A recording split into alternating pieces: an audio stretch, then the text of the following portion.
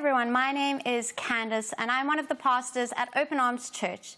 And today we have the wonderful Billie Edghill with us. Billie, thank you so much for being with us today. It is absolutely great to have you here. Why don't you just tell us a little bit about yourself? Hello, and thank you so much for having me. As you said, my name is Billie. I live in Portarlington, but I came from America 15 years ago, and I am married to a wonderful man. I have 4 daughters and 1 son, but 6 years ago, my eldest daughter passed away.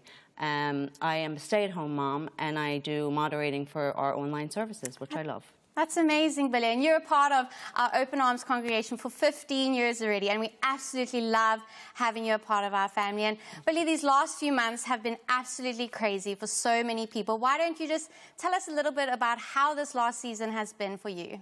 Well, honestly, because I'm not one to be afraid of anything, it was a bit of a shock, but as soon as this happened, one day I'm living my life, and then the next day I'm struck down with fear. I was so afraid of this virus.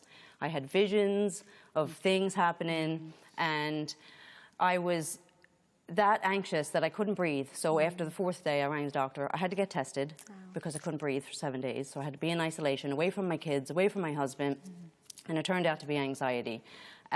It was just, I wouldn't let anyone leave the house. I wouldn't leave the house, which wasn't good for my kids or my husband.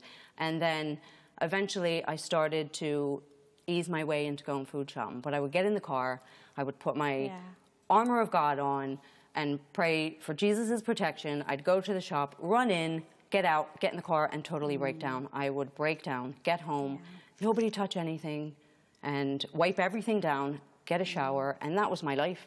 And I wouldn't leave except to go food shopping, and it was horrible. Wow. And I think so many people can relate to something of that over the last few months. And Billie, how did you then move from a place of being so afraid to living in faith?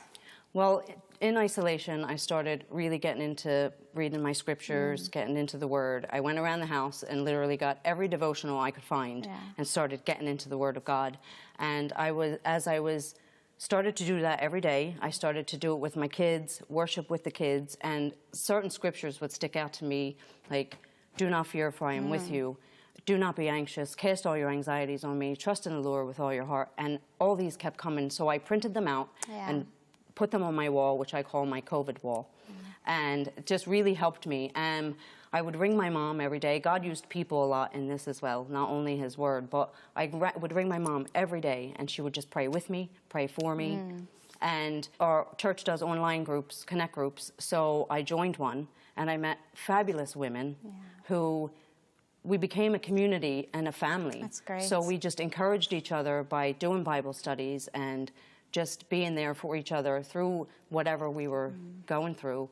And my little girl would say to me, "Mommy, you don't have to be afraid. God has you." And that really affected me because I was like, I don't need to be afraid. God has me.